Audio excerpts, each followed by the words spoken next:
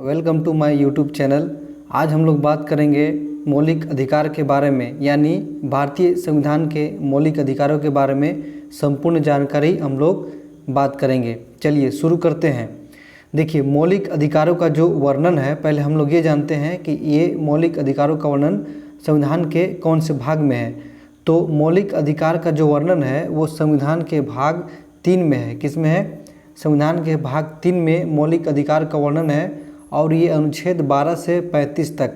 Article कितना ये बताता है? तो आर्टिकल 12 से लेकर के 35 तक में ये मौलिक अधिकार का वर्णन किया गया है और ये भाग 3 में है।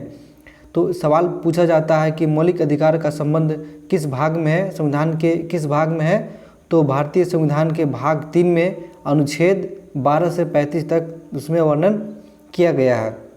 अब देखिए, संविधान के भाग 3 को एक और चीज़ के नाम से जाना जाता है। भारत के संविधान के भाग 3 को भारत का अधिकार पत्र कहा जाता है, यानी मैग्ना कार्टा ऑफ कहा जाता है। ठीक है, अधिकार पत्र किसे कहा जाता है? भारत का अधिकार पत्र भाग 3 को कहा जाता है।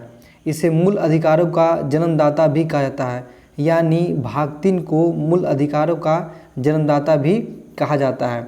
ठीक है, अब देखिए, मौलिक अधिकारों में संशोधन हो सकता है एवं राष्ट्रीय आपात के दौरान, यानी जो राष्ट्रीय आपात लागू होता है 352, इसमें जीवन एवं व्यक्तिगत स्वतंत्रता के अधिकार को छोड़कर अन्य जितने भी मौलिक अधिकार हैं उन सभी को स्थगित किया जा सकता है। ठीक है, अब देखिए दोस्तों, अब देखिए भारतीय संविधान में जो मौलिक अधिकार है वो तो आपको मालूम होगा कि अमेरिका के संविधान से लिया गया है। कहाँ से लिया गया? तो यूएसए।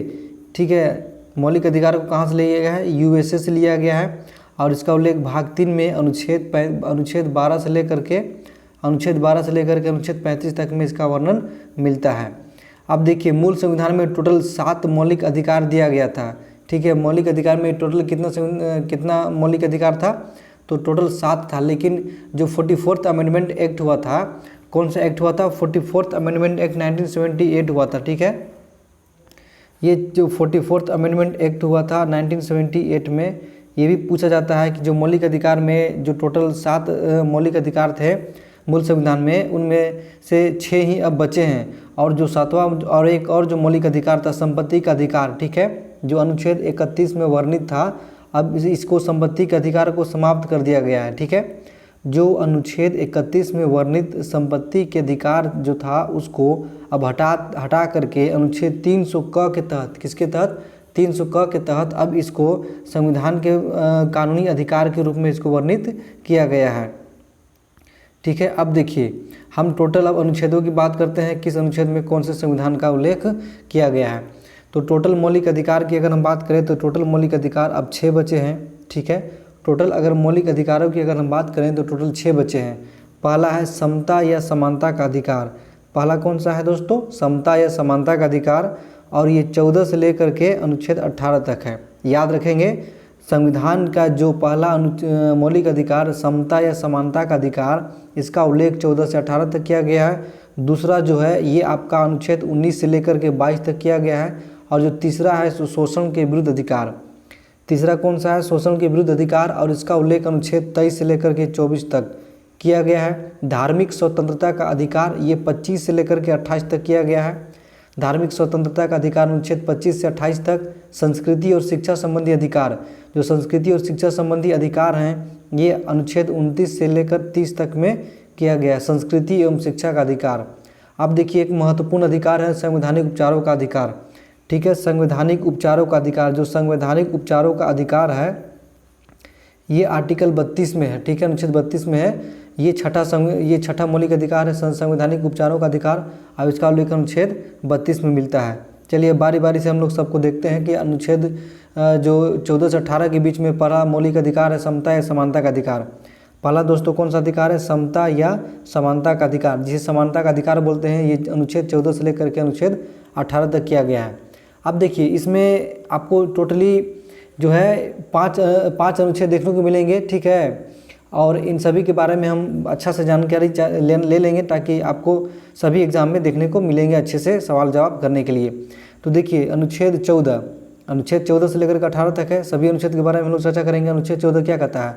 अनुच्छेद 14 का अर्थ ये है कि भारतीय जो राज्य है सभी व्यक्ति के लिए एक समान कानून बनाएगा। जितने भी व्यक्ति हैं सभी के लिए एक समान कानून बनाएगा, किसी के लिए अलग अलग कानून नहीं बनेगा, सभी के लिए एक समान कानून बनाएगा तथा उन सब पर एक समान लागू भी होगा। और अनुच्छेद जो 15 कहता है आर्टिकल 15, आप लोगों को याद होगा कि आर्टिकल 15 पे एक मूवी भी आई थी। तो आर्टिकल 15 ये कहता है कि धर्म, नस्ल, जाति, लिंग या जन्म स्थान के आधार पर भेदभाव का निषेध किया गया है। यानी राज्य के द्वारा धर्म, मूल वंश, जाति, लिंग एवं जन्म स्थान इन सभी के आधार पर नागरिकों के प्रति जीवन के किसी भी क्षेत्र में भेदभाव नहीं किया जाएगा। ये आपका आर्टिकल 15 बोलता है, ठीक है, आर्टिकल 15 बोलता है। अब आर्टिकल 16 क्या कहता है कि अनुच्छेद 16 के अनुसार देश के समस्त नागरिकों को शासकीय सेवा में अवसर की समानता होगी। यानी कहने का मतलब है कि राज्य के अधीन कोई भी ऐसा पद है जिस पर नियोजन या नियुक्ति से संबंधित विषय है, उन सभी में जितने भी नागरिक हैं सभी के लिए अवसर की समानता जो है वो सभी के लिए एक समान होगी। लेकिन इसमें कुछ एक्सेप्शनल हैं जो कि SC ST के लिए आते हैं, ठीक है, SC ST के लिए आते हैं, अनुसूचित जाति, अनुसूचित जनजाति और पिछड़ा वर्ग के लिए भी आते हैं। अब देखिए आर्टिकल 17 क्या कहता है। आर्टिकल 17 ये कहता है इसमें अस्पृश्यता का उन्मूलन है। कई बार नहीं कई लाख बार सवाल पूछा गया है, बहुत से परीक्षाओं में पूछा गया है, NTPC में पूछा गया, ग्रुप डी में पूछा गया, UPPCS में पूछा गया, UPSC तक में पूछा गया है। तो इसको आप लोग याद रखेंगे कि सवाल कहता है कि जो अनुच्छेद 17 है उसके तहत अस्पृश्यता का अंत किया गया है। क्या किया गया है? तो अस्पृश्यता का अंत किसके तहत किया गया है? तो ये जो अस्पृश्यता का अंत है ये आपका अनुच्छेद 17 के तहत किया गया है। अब देखिए 1976 में, अब देखिए क्या कहता है कि अनुच्छेद 17 के अनुसार अस्पृश्यता का अंत किया गया। इसको समाप्त करने के लिए संसद ने अस्पृश्यता अपराध अधिनियम 1955 यानी एक अधिनियम आया था 1955, इसी के तहत इसको दंडनीय बना दिया गया है। यानी अस्पृश्यता को लेकर के अगर कोई छुआछूत रखता है तो उसके लिए एक अधिनियम बनाया गया था 1955 में, और उसी 1955 के तहत अब इसको दंडनीय बना दिया गया है। अब 1976 में इसको संशोधित करके सिविल अधिकार संरक्षण अधिनियम बना दिया गया है, ठीक है, 1976 में संशोधन करके। अब अनुच्छेद 18 क्या कहता है? तो इसमें उपाधियों का अंत के बारे में बताया गया है। यानी अनुच्छेद 18 ये बोलता है कि सेना या विधि संबंधी सम्मान के सिवाय, यानी सेना या विधा संबंधी सम्मान के सिवाय यदि अन्य कोई भी उपाधि राज्य द्वारा प्रदान नहीं की जाएगी। भारत का कोई भी नागरिक किसी अन्य देश से बिना राष्ट्रपति की आज्ञा के कोई भी उपाधि हासिल नहीं कर सकता है, ये अनुच्छेद 18 कहता है। यानी शिक्षा और सैनिक क्षेत्र को छोड़कर राज्य द्वारा सभी उपाधियों का अंत कर दिया गया है। अब 18 खंड 2 के अनुसार भारत का कोई भी नागरिक किसी भी विदेशी पुरस्कार को राष्ट्रपति की अनुमति के बिना ग्रहण नहीं कर सकता है। अब देखिए इसमें एक नोट में आप लोगों को बता देना चाहता हूं कि भारत सरकार द्वारा जैसे भारत रत्न हो गया, पद्म विभूषण, पद्मश्री एवं सेना द्वारा परमवीर चक्र, महावीर चक्र और वीर चक्र, कौन सा, और वीर चक्र आदि पुरस्कार अनुच्छेद 18 के तहत ही दिया जाता है। पूछेगा कि जो ये सभी पुरस्कार हैं भारत रत्न, पद्म पुरस्कार जैसे पद्म विभूषण, पद्मभूषण, पद्मश्री एवं सेना द्वारा परमवीर चक्र, महावीर चक्र, वीर चक्र, ये सभी पुरस्कार किस अनुच्छेद के तहत दिए जाते हैं? तो ये सभी जो पुरस्कार हैं अनुच्छेद 18 के तहत दिए जाते हैं।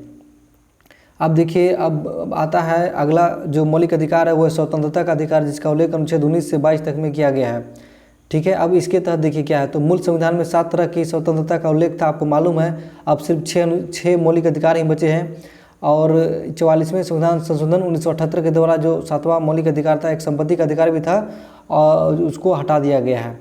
अब देखिए इसमें हम कुछ इंपॉर्टेंट बात करते हैं अनुच्छेद स्वतंत्रता के अधिकार के बारे में। देखिए भाषण और विचार अभिव्यक्ति स्वतंत्रता, इसका उल्लेख अनुच्छेद 1 में है। देखिए इसको याद करने का तरीका मैंने क्या अपनाया है वो भी आप लोग अपनाइए, याद हो जाएगा। इसमें टोटल 6 अनुच्छेद हैं। स्वतंत्रता के अधिकार का जो अनुच्छेद 19 है, 19 में 6 प्रकार के हैं, 19A, B, C, D, E और G। F को हटा दिया गया है, F संपत्ति का अधिकार था। अब देखिए यहाँ पे क्या है, तो पहला है 19A यानी बोलने की स्वतंत्रता का अधिकार, ठीक है, बोलने की स्वतंत्रता का अधिकार का उल्लेख अनुच्छेद A में है, हम बोलेंगे। उसके बाद अनुच्छेद B क्या कहता है कि शांतिपूर्वक बिना हथियार के एकत्रित होने और सभा करने की स्वतंत्रता, यानी हम बोलेंगे A और शांतिपूर्वक बिना हथियार के एकत्रित होंगे और सभा करेंगे, अनुच्छेद B। और उसके बाद है एक साथ अगर हम बिना हथियार के जमा होंगे तो संघ बनाएंगे, तो संघ बनाने की स्वतंत्रता का उल्लेख अनुच्छेद C में है। अब संघ बना लिए तो सभी को बोलेंगे कि सभी लोग यहाँ वहाँ जाइए, अपना स्वतंत्र, आप लोग स्वतंत्र हैं, किसी भी क्षेत्र में जाइए। यानी 19D क्या बोलता है कि देश के किसी भी क्षेत्र में आवागमन की स्वतंत्रता। अब अनुच्छेद 19 का ई यानी अनुच्छेद जो 19E है, अनुच्छेद ई क्या बोलता है कि देश के किसी भी क्षेत्र में अस्थायी निवास की स्वतंत्रता, जम्मू कश्मीर को छोड़कर। अब देखिए जम्मू कश्मीर में जो 370 था वो हट गया है, अब वहाँ पे भी जाकर के आप लोग रह सकते हैं कुछ नियमों के साथ, ठीक है। अब देखिए 19 का खंड जी, अब कहीं भी जा सकते हैं तो कहीं भी व्यापार कर सकते हैं, तो कोई भी व्यापार या कारोबार करने की स्वतंत्रता। टोटल क्षेत्र के मैंने आप लोगों को बता दिया और सभी अनुच्छेद आप लोगों को याद भी हो गया होगा। पहला है बोलने की स्वतंत्रता, ए। बी में शांतिपूर्वक बिना हथियारों के एकत्रित करने की होने की स्वतंत्रता, बी। सी में संघ बनाने की स्वतंत्रता, डी में आपका किसी भी क्षेत्र में आवागमन की स्वतंत्रता, ई में है कहीं भी निवास करने की स्वतंत्रता, और जी में है क्या, तो कोई भी व्यापार एवं जीविका चलाने की स्वतंत्रता। अगर पूछा जाए कि जो प्रेस की स्वतंत्रता है उसका उल्लेख किस में है, तो प्रेस की जो स्वतंत्रता है, प्रेस की जो स्वतंत्रता है उसका उल्लेख आपका किस में है, तो 19 का ए में है। 19 के खंड ए में किसका है, तो प्रेस की स्वतंत्रता का उल्लेख है। अब देखिए अगला हम देखते हैं अनुच्छेद 20, ठीक है। आर्टिकल 20 क्या कहता है, तो आर्टिकल 20 के अनुसार अपराधों के लिए दोष सिद्धि के संबंध में संरक्षण दिया गया है। यानी किसी भी व्यक्ति को इसमें दिया गया है, किसी भी व्यक्ति को एक अपराध के लिए सिर्फ एक बार सज़ा मिलेगी, ये अनुच्छेद 20 बोलता है। अपराध करने के समय जो कानून है उसी के तहत उसको सज़ा दिया जाएगा, ठीक है। जो कानून बना है उसके तहत उसी के समय उसी को सज़ा दिया जाएगा। आर्टिकल 21 क्या कहता है, प्राण एवं दैविक स्वतंत्रता का संरक्षण है। यानी किसी भी व्यक्ति को विधि द्वारा स्थापित प्रक्रिया के अतिरिक्त उसके जीवन और व्यक्तिगत स्वतंत्रता के अधिकार से वंचित नहीं किया जा सकता है। यानी प्राण एवं दैविक स्वतंत्रता का संरक्षण अनुच्छेद किस में है, तो वो आपका आर्टिकल 21 में है। अनुच्छेद 21 क के अनुसार 86वें संवैधानिक संशोधन अधिनियम, ठीक है। कौन सा, तो 86वां जो संशोधन हुआ था 2002 में, 86वां संविधान संशोधन कब हुआ था, 2002 में। इसके तहत यह किया गया है कि 6 से 14 वर्ष तक के बच्चों को अनिवार्य और निःशुल्क शिक्षा उपलब्ध कराया जाएगा। ये अनुच्छेद 21 का खंड क कहता है। ये कौन सा कहता है, तो अनुच्छेद 21 का खंड क कहता है। 86वां संशोधन 2002 में हुआ था। इसके तहत 6 साल से 14 साल तक के सभी बच्चों को ऐसे ढंग से जैसा कि राज्य अपने विधि द्वारा अवधारित करे निःशुल्क और अनिवार्य शिक्षा दिया जाएगा, ठीक है। ये आपका 21 का क हो गया। 22 में क्या कहता है कि 22 के अनुसार किसी भी व्यक्ति को बिना कारण बताए गिरफ्तार नहीं किया जा सकता है, और अगर गिरफ्तार कर दिया गया तो 24 घंटे के अंदर उसको मजिस्ट्रेट के सामने पेश करना होगा, आने जाने के समय को छोड़ करके। अब देखिए, अब इसमें क्या कहता है कि हिरासत में लेने का कारण बताना होगा। अगर गिरफ्तार किया गया है तो 24 घंटे के अंदर आने जाने के समय को छोड़कर उसे दंडाधिकारी के समक्ष यानी मजिस्ट्रेट के समक्ष उसे पेश करना, उसके सामने पेश करना होगा, ठीक है। अब देखिए इसके तहत बहुत सारे जो अनुच्छेद 22 है इसके तहत बहुत सारी भी नियम बनाए गए थे, जो कि मैं संक्षेप में आपको बता देना चाहता हूँ। जैसे निवारक निरोध अधिनियम 1950 में बनाया गया था, और एक आंतरिक सुरक्षा अधिनियम जिसको बोलते हैं मीसा, ठीक है। आंतरिक सुरक्षा व्यवस्था अधिनियम 1971 मीसा को बनाया गया था 1974 में, ठीक है। और 1974 में इसको बनाया गया और 1979 में इसको क्या किया गया, तो समाप्त कर दिया गया। अब अगला है विदेशी मुद्रा संरक्षण व तस्करी निरोध अधिनियम, ठीक है। विदेशी मुद्रा संरक्षण व तस्करी अधिनियम 1974, ठीक है। अब अगला है राष्ट्रीय सुरक्षा कानून 1980। जम्मू कश्मीर के अतिरिक्त अन्य सभी राज्यों में ये लागू किया जाता था। अब 5वां है आतंकवादी एवं विध्वंसकारी गतिविधियां निरोधक कानून, जो कि टाडा बोलते हैं इसको। अब इसको समाप्त कर दिया गया 23 मई 1995 को। इसको क्या किया गया है, इसको समाप्त कर दिया गया है।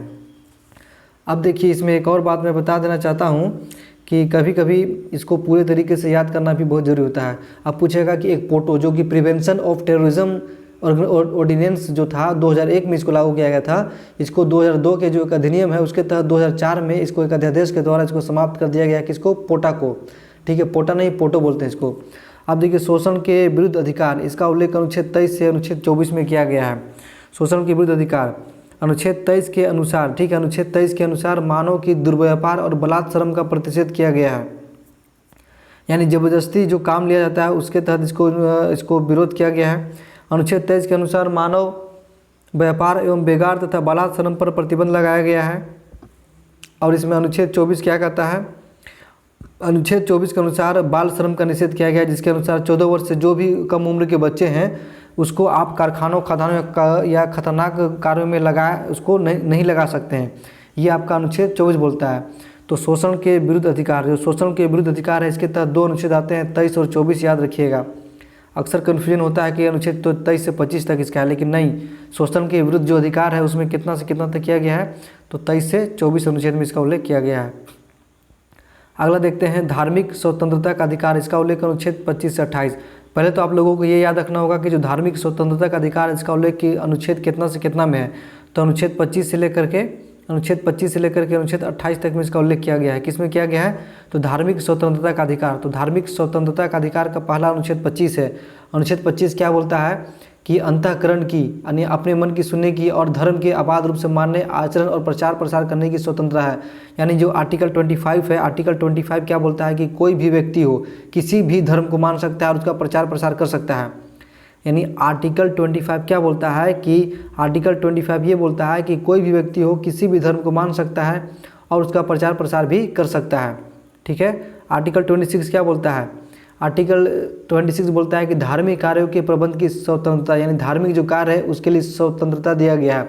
व्यक्ति को अपने धर्म के लिए संस्थानों की स्थापना व पोषण करने, विधि सम्मत संपत्ति के अर्जन का अधिकार दिया गया है।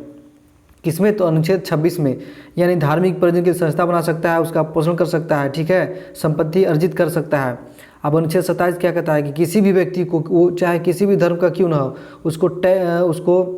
उसको पोषण देने के लिए, पोषण हेतु कर दे, मतलब टैक्स से संबंधित समझिए कि कोई भी व्यक्ति हो किसी भी जाति धर्म का समुदाय का हो, उसको टैक्स देने के लिए बाध्य नहीं किया जाएगा। आर्टिकल 27 के तहत आर्टिकल 27 ये बोलता है कि किसी भी व्यक्ति को राज्य ऐसे कर देने के लिए बाध्य नहीं कर सकता है जिसका आय का जो स्रोत है किसी विशेष धर्म या धार्मिक संप्रदाय से आ रहा हो। ठीक है। आर्टिकल 28 देख लेते हैं क्या बोलता है। तो राज्य जो है, यानी राज्य विधि से पूर्णतः पोषित किसी शिक्षा संस्था में, यानी कोई भी शिक्षा संस्था है उसमें कोई धार्मिक शिक्षा नहीं दी जाएगी। ऐसे शिक्षण संस्थान अपने विद्यार्थियों को किसी धार्मिक अनुष्ठान में जबरदस्ती भाग लेने के लिए भी बाध्य उसको नहीं कर सकता है। यानी सरल भाषा में ये समझिए, कोई स्कूल कॉलेज है उसमें आप किसी धार्मिक शिक्षा को ज़बरदस्ती नहीं दे सकते हैं। ठीक है, ये तो आप लोग समझ गए होंगे। अब देखिए संस्कृति और शिक्षा संबंधी अधिकार, तो ये जानना भी जरूरी है कि संस्कृति एवं शिक्षा संबंधी अधिकार याद कीजिए, मेरे साथ प्रैक्टिस कीजिए। संस्कृति और शिक्षा संबंधी अधिकार अनुच्छेद किस में दिया गया है, तो अनुच्छेद 29 से 30 में दिया गया है। संस्कृति और शिक्षा संबंधी अधिकार जो है वो अनुच्छेद 29 से 30 तक में दिया गया है। अब इसमें क्या क्या है, तो देखिए अनुच्छेद 29 क्या बोलता है कि अनुच्छेद जो 29 है वो बोलता है कि अल्पसंख्यक, जो भी अल्पसंख्यक वर्ग के हितों का संरक्षण है। यानी कोई भी अल्पसंख्यक है अपनी भाषा, लिपि, संस्कृति को वह सुरक्षित रख सकता है और केवल जाति, भाषा, संस्कृति, धर्म के आधार पर उसे किसी भी सरकारी शैक्षिक संस्था में प्रवेश से नहीं रोका जाएगा। यानी कोई भी धर्म का है, कोई भी जाति का है, कोई भी लैंग्वेज का है, कोई भी लिपि का है, किसी भी संस्कृति का है, और उसको वह सुरक्षित रख सकता है और उसको जाति, धर्म, इस सब के आधार पर किसी भी शैक्षणिक संस्थान में प्रवेश से नहीं रोका जाएगा कि आप हिंदू हैं, आपको इस स्कूल में नहीं एडमिशन मिलेगा, आप मुस्लिम हैं, आपको इस स्कूल में एडमिशन नहीं मिलेगा, आप सिख हैं, इन सभी से उसको एडमिशन लेने से रोका नहीं जा सकेगा। ठीक है। अब देखिए वर्तमान में 6 समुदाय जो हैं वो अल्पसंख्यक के रूप में आते हैं। जैसे आपके हो गया मुस्लिम, पारसी, ईसाई, सिख, बौद्ध एवं जैन, इसको याद रखेंगे। इसमें आपका हो गया मुस्लिम हो गए, सिख हो गए, बौद्ध हो गए, जैन हो गए और पारसी हो गए। ये सभी किस में आते हैं आपके, तो अल्पसंख्यक में आते हैं। अल्पसंख्यक में 6 आते हैं, पारसी, ईसाई, सिख, बौद्ध एवं जैन को अल्पसंख्यक का दर्जा दिया गया है। अगला देखते हैं अनुच्छेद 30 क्या कहता है कि अनुच्छेद 30 ये बोलता है, आर्टिकल जो 30 है, आर्टिकल 30 क्या बोलता है, तो आर्टिकल 30 बोलता है कि कोई भी अल्पसंख्यक वर्ग अपनी पसंद का शैक्षणिक संस्था चला सकता है और सरकार उसे अनुदान देने में किसी भी तरह का भेदभाव नहीं करेगी। यानी कोई भी अल्पसंख्यक है अपनी पसंद का शैक्षणिक संस्था चला सकता है। ठीक है, उसे अपने पसंद का शैक्षणिक संस्था चलाकर उसमें अपने धर्म का प्रचार प्रसार कर सकता है। इसमें सरकार उसको किसी भी तरह की रोक नहीं लगाएगी और सरकार उसको अनुदान देने में भी किसी तरह की भेदभाव नहीं करेगी। ये बोलता है अनुच्छेद 30। तो अनुच्छेद 30 का संबंध है कि शिक्षा संस्थाओं की स्थापना करना और प्रशासन करने का अल्पसंख्यक वर्गों का अधिकार है। ठीक है। अब देखिए संवैधानिक उपचारों के अधिकार के बारे में क्या है, ये देखिए जो बाबा डॉक्टर भीमराव साहब अम्बेडकर हैं, इन्होंने संवैधानिक उपचारों के अधिकार को क्या कहा है, यानी आर्टिकल जो 32 है, आर्टिकल 32 को जो डॉक्टर भीमराव अंबेडकर साहब हैं उन्होंने इन्हें संविधान की आत्मा कहा है। ये सवाल अक्सर पूछे जाते हैं कि संविधान की आत्मा, भारतीय संविधान के अनुच्छेद 32 को भारतीय संविधान की आत्मा किसने कहा है? तो भारतीय संविधान के अनुच्छेद 32 को भारतीय संविधान की आत्मा डॉक्टर भीमराव अंबेडकर साहब ने कहा है। अब देखिए अनुच्छेद 32 के तहत तो हमने जाना कि इन्हें भारतीय संविधान की आत्मा के रूप में डॉक्टर भीमराव अंबेडकर साहब ने कहा है, लेकिन इसके तहत बहुत सारे अनुच्छेद भी आते हैं। अब इसमें अनुच्छेद तो एक ही है 32, लेकिन इसके तहत आपको एक और चीज़ मैं बता देना चाहता हूँ कि जैसे भारतीय जो आर्टिकल 32 है, आर्टिकल 32 के तहत रीट जारी किया जाता है। जो रीट है वो दो प्रकार का रीट होता है, एक सर्वोच्च न्यायालय रीट जारी करती है और एक जो भी राज्य है उसके उच्च न्यायालय उसको रीट को जारी करता है। यानी अगर सर्वोच्च न्यायालय की यानी सुप्रीम कोर्ट की बात करें हम तो 226 के तहत वो उसको अपने रीट को जारी करता है। तो इसमें देखिए पहला रीट है आपका बंदी प्रत्यक्षीकरण, जिसे इंग्लिश में हेबियस कॉर्पस बोलते हैं। कभी सवाल पूछता है कि बंदी प्रत्यक्षीकरण क्या है, कभी क्वेश्चन पूछता है कि हेबियस कॉर्पस क्या है। तो ये दोनों को याद रखेंगे। हेबियस कॉर्पस हो गया बंदी प्रत्यक्षीकरण, परमादेश मैंडेमस को क्या बोलते हैं? परमादेश। तीसरा प्रतिषेध लगा रहा है, रोक लगा रहा है, याद रखिएगा प्रतिषेध से रोक लगाना यानी प्रोहिबिशन करना, ठीक है। अगला है उत्प्रेषण को इंग्लिश में क्या बोलते हैं? सर्टियोररी। ये पांचों के पांचों याद होना चाहिए, इस सभी से सवाल पूछे ही जाते हैं। तो उत्प्रेषण को बोलते हैं सर्टियोररी। अधिकार परीक्षा यानी को वारंटो, यानी मेरे साथ बोलिए टोटल कितने हो जाएगा? 5 हो गए। पहला बंदी प्रत्यक्षीकरण, दूसरा हो जाएगा परमादेश यानी आदेश देने की बात होती है। जो भी उच्च अधिकारी है तो निम्न अधिकारी को आदेश देते हैं, ठीक है। तो देखिए पहला बंदी प्रत्यक्षीकरण हैबियस कॉर्पस, दूसरा हो गया आपका परमादेश यानी मैंडेमस, तीसरा हो गया आपका प्रतिषेध प्रोहिबिशन, 4 नंबर हो गया आपका सर्टियोररी यानी उत्प्रेषण, 5 नंबर आपका हो गया को वारंटो। कौन सा हो गया? को वारंटो यानी अधिकार परीक्षा। तो एक एक करके हम लोग जानते हैं। पहला देखिए बंदी प्रत्यक्षीकरण क्या है, तो इसको ध्यान से समझिए। तो बंदी प्रत्यक्षीकरण क्या है? यानी किसी भी व्यक्ति को गिरफ्तार कर लिया गया, लेकिन देखिए हम आपको एकदम सरल भाषा में बताते हैं कि यह उस व्यक्ति की प्रार्थना पर जारी किया जाता है। जो बंदी प्रत्यक्षीकरण हैबियस कॉर्पस है, ये उस व्यक्ति की प्रार्थना पर जारी किया जाता है जो ये समझता है कि उसे अवैध रूप से बंदी बनाया गया है, यानी उसको अवैध रूप से यानी कोई गलत काम नहीं किया है फिर भी उसे बंदी बनाया गया है। इसके लिए यह रीट जारी किया जाता है और इसके द्वारा न्यायालय बंदीकरण करने वाले अधिकारी को आदेश देता है कि वह बंदी बनाए गए व्यक्ति को निश्चित स्थान और निश्चित समय के अंदर उपस्थित करे, जिससे न्यायालय बंदी बनाए जाने के कारणों पर विचार कर सके। इस लेख के माध्यम से सर्वोच्च न्यायालय बंदी बनाए गए व्यक्ति को सशरीर न्यायालय में उपस्थित करने तथा बंदी बनाए जाने के कारणों की जांच का आदेश दे सकता है, और यदि बंदी बनाए जाने के कारण असत्य हो या अवैध हो तो उस व्यक्ति की रिहाई का आदेश वह तुरंत अत्यंत दे सकता है। इस प्रकार यह लेख तभी जारी किया जाता है जब किसी व्यक्ति को बिना किसी प्राधिकार के बंदी बनाकर रखा गया हो, यानी गैर कानूनी ढंग से बंदी बनाकर रखा गया हो। यदि कोई निजी व्यक्ति भी किसी दूसरे व्यक्ति को बंदी बनाकर अपनी हिरासत में रखा हो तो उस परिस्थिति में भी यह लेख जारी हो सकता है। इस प्रकार निजी व्यक्ति एवं कार्यपालिका दोनों के द्वारा किए गए मनमानी पूर्ण कृतियों, यानी कृतियों का मतलब कार्यों के विरुद्ध एक संरक्षण है, यानी एक सुरक्षित है, एक सुरक्षा है। यह रीट व्यक्तिगत हितों की रक्षा के मामले में सबसे महत्वपूर्ण रीट है।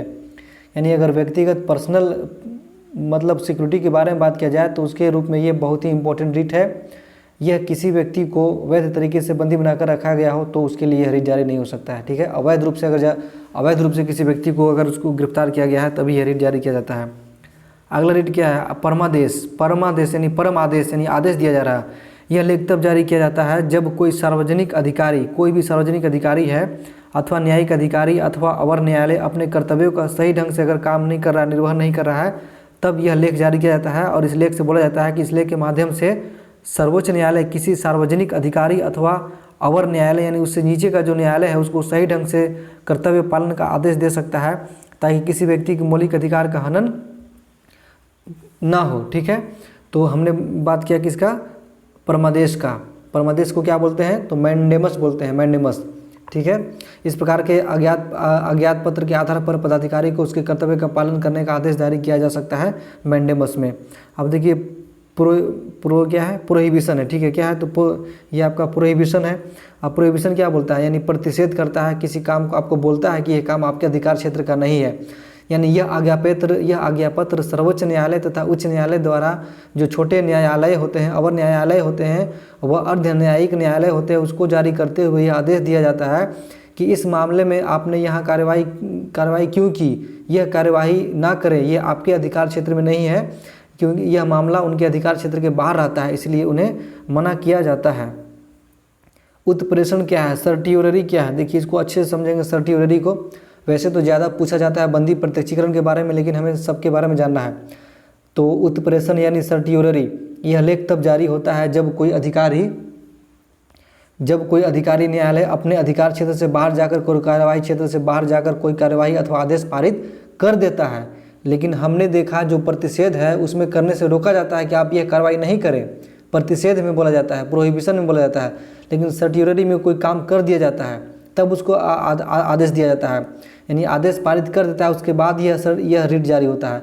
अर्थात अधीनस्थ न्यायालय अवैध कार्यवाही या आदेश पारित कर देता है। इस लेख के जरिए सर्वोच्च न्यायालय अधीनस्थ न्यायालय द्वारा की गई अवैध कार्यवाही या पारित किए गए अवैध आदेश को निरस्त कर सकता है तथा इससे जुड़े कागजात को वह क्या कर सकता है, अपने पास मंगवा सकता है। यानी सुप्रीम कोर्ट अगर हाई कोर्ट ने अगर कोई उस तरह का मामला किसी को दे दिया और उस आदेश को पारित कर दिया, अगर और आपको लगता है कि वो आदेश गलत है, आपके विरुद्ध है, तो उस किए गए पारित को भी वह सुप्रीम कोर्ट अपने पास मंगवा सकता है और उसको रद्द भी कर सकता है। ठीक है, अब देखिए अधिकार परीक्षा क्या है, को वारंटो किसे बोलते हैं। तो को वारंटो वेरी इंपॉर्टेंट है, इसे अच्छे से याद करेंगे। जैसे इस रीट द्वारा न्यायालय किसी भी ऐसे व्यक्ति से जो किसी सार्वजनिक पद पर अवैधानिक रूप से कार्य कर रहा होता है तो उससे पूछा जाता है कि आप इस पद पर किस अधिकार से कार्य कर रहे हैं। ठीक है, तो इसमें क्या आपको समझ में आया? समझ में ये आने वाली बात है कि अगर कोई आदमी है, कोई व्यक्ति है, कोई पर्सन है, वह किसी सरकारी क्षेत्र में या कहीं भी कोई अवैधानिक रूप से काम कर रहा है, तब उस सिलसिले में यह रिट जारी होगा, को वारंटो जारी होगा, अधिकार परीक्षा जारी होगा और उससे यह पूछा भी जाता है कि आप जो काम कर रहे हैं इस पद पर, वो आपको किसने अधिकार दिया है और किस अधिकार से आप यह कार्य कर रहे हैं। इसमें अधिकार परीक्षा में बताया गया है। यानी जब कोई व्यक्ति ऐसे पदाधिकारी के रूप में कार्य करने लगता है जिसके रूप में कार्य करने का उसे वैधानिक रूप से अधिकार नहीं है, उसको अधिकार नहीं है फिर भी वो कार्य करता है, तो न्यायालय अधिकार परीक्षा के आदेश के द्वारा उस व्यक्ति से पूछता है कि वह किस अधिकार से कार्य कर रहा है, और जब तक वह इस बात का संतोषजनक जवाब नहीं देता है, वह उसे कार्य करने से रोका ही जाता है, उसे कार्य करने नहीं दिया जाता है। ये तो मैंने बताया कि आपको अनुच्छेद 32 की, जो कि संवैधानिक उपचारों का अधिकार अनुच्छेद 32 में कहा गया है, इसके तहत टोटल 5 रिट जारी किए जाते हैं। इसीलिए जो बाबा भीमराव अम्बेडकर साहब हैं उन्होंने इसे भारतीय संविधान की आत्मा कहा है। ठीक है, किसको? तो संवैधानिक उपचारों के अधिकार को। अब देखिए मौलिक अधिकारों में कुछ संशोधन भी हुए हैं और इस संशोधन को मैं संक्षेप में बता देना चाहता हूं, क्योंकि इसमें फिर वीडियो लंबा हो जाएगा, आधा घंटा का वीडियो लगभग अभी होने ही वाला है। तो देखिए एक संशोधन मौलिक अधिकार में हुआ था, गोलकनाथ बनाम पंजाब राज्य। ठीक है, ये 1967 में हुआ था और इसमें बोला गया था, इसके निर्णय से पूर्व दिए गए निर्णय में यह निर्धारित किया गया था कि यदि संविधान में किसी भी भाग में संशोधन किया जाता है जिसमें अनुच्छेद 368 एवं मूल अधिकारों को शामिल किया गया था। देखिए मौलिक अधिकारों में जो संशोधन है उसके लिए मैं एक वीडियो अलग से बना दूंगा। अभी मैं ये बता देना चाहता हूँ कि जो मौलिक अधिकारों में जो निलंबन है उसके बारे में मैं थोड़ा सा आपको जानकारी देता हूँ। जैसे आर्टिकल 33 अनुच्छेद 33 क्या कहता है कि संसद को यह शक्ति प्रदान की गई है कि वह स्वतंत्र बलों, अर्धसैनिक बलों, खुफिया एजेंसियों के सदस्यों के संबंध में मौलिक अधिकारों को प्रतिबंधित कर सकती है।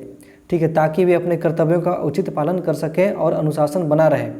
यानी संसद को शक्ति दिया गया है कि वह स्वतंत्र बलों जैसे अर्धसैनिक बलों, खुफिया एजेंसियों के सदस्यों के संबंध में मौलिक अधिकारों पर प्रतिबंध लगा सकता है। लेकिन किस मौलिक अधिकार पर प्रतिबंध नहीं लगेगा उसके लिए भी मैं आगे बता रहा हूँ आपको। देखिए आर्टिकल 34 क्या कहता है कि यदि भारत के किसी विभाग में सैन्य कानून लागू करना हो तो वैसी परिस्थिति में भी संसद उस क्षेत्र के नागरिकों के मौलिक अधिकारों पर प्रतिबंध लगा सकती है। ये आर्टिकल 34 भी बोलता है। अर्धसैनिक बल के बारे में अगर आपको लगाना है कहीं भी तो आपको आर्टिकल 33 को याद रखना होगा। अगर किसी विशेष क्षेत्र में लगाना है, सैन्य कानून लागू करना है तो और उसके वहाँ पे मौलिक अधिकार पर प्रतिबंध लगा सकती है, आर्टिकल 34 बोलता है। आर्टिकल 35 क्या बोलता है कि आर्टिकल 35 ये बोलता है कि संसद किसी मौलिक अधिकार को लागू करने के लिए कानून या अधिनियम निर्मित कर सकती है, जैसे शिक्षा का अधिकार। ठीक है, शिक्षा का अधिकार को जब लागू करना था तो इसके तहत मौलिक अधिकार को एक नियम पास करके इसको शिक्षा का अधिकार को लागू किया गया था।